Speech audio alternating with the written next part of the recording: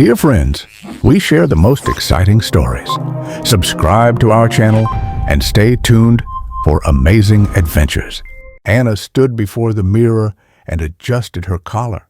The trial was in half an hour. She hadn't slept for almost 3 days, but there was no fatigue or fear in her eyes now, only determination. 6 months ago, her marriage began to fall apart. Her husband, Peter Johnson, with whom she had lived for almost 5 years, suddenly grew cold, irritable, stayed late at work, went on business trips more often, and then, like thunder out of a clear sky, brought the results of a DNA test. "This is not my child," he said, avoiding her gaze. She could barely breathe. "See for yourself." He laid the paper on the table. It read, "Paternity not confirmed." He packed his things and left. No explanations, no desire to discuss anything.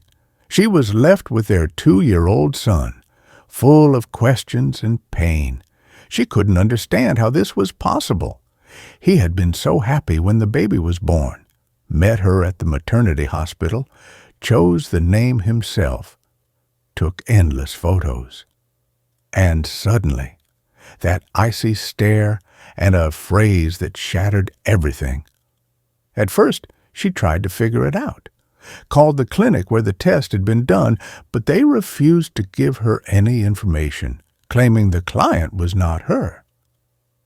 Then came the denial of alimony, then the summons to court. Peter filed for divorce and demanded that his name be removed from the child's birth certificate. She hired a lawyer, and he hired the best, as if he wanted to erase her completely from his life. But Anna didn't give up. She filed a counterclaim, insisting on a new examination, this time through a state laboratory by court order. Life became a blur of caring for her child, preparing documents, endless visits to courts, hospitals, lawyers, plus her mother-in-law's snide remarks, friends' silence, neighbors' awkward glances, and most painful of all, Peter's silence. He never called, never came, as if they had never existed. Then came the day of the trial. The courtroom was full.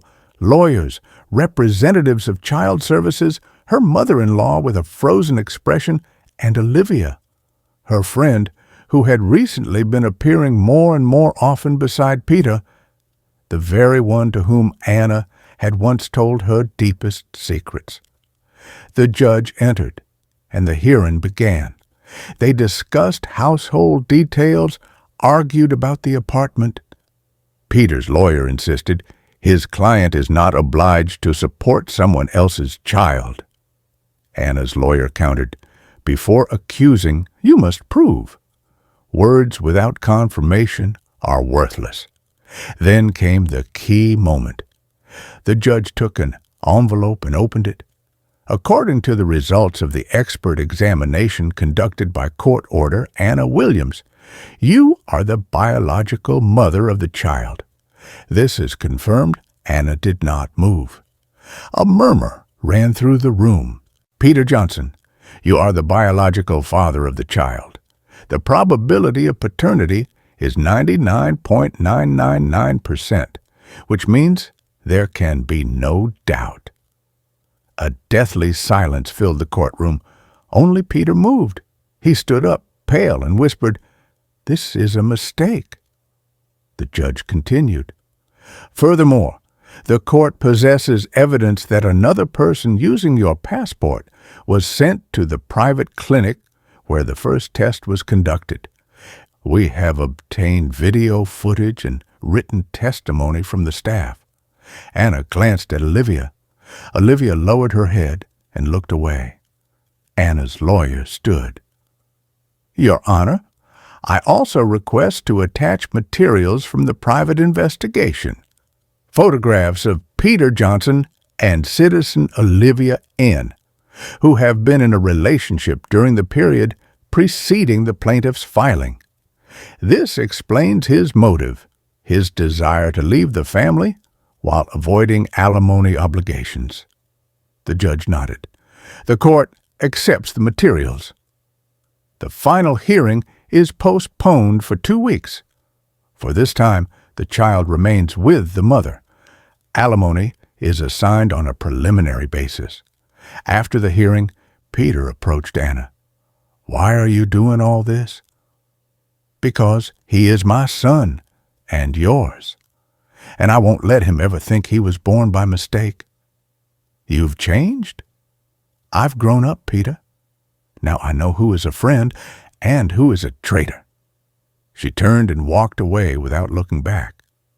At home, Anna watched her son playing with his blocks. He laughed, babbled something in his childish language, and she knew that everything she had done was worth it. 2 months later, the court officially confirmed paternity, assigned alimony, and ordered Peter to pay compensation for moral damages. The court also required him to undergo a course of family mediation, which he ignored. He was left with debts, a ruined reputation, and the woman with whom he had built his betrayal. His mother no longer called. Olivia disappeared, as did all the false friends.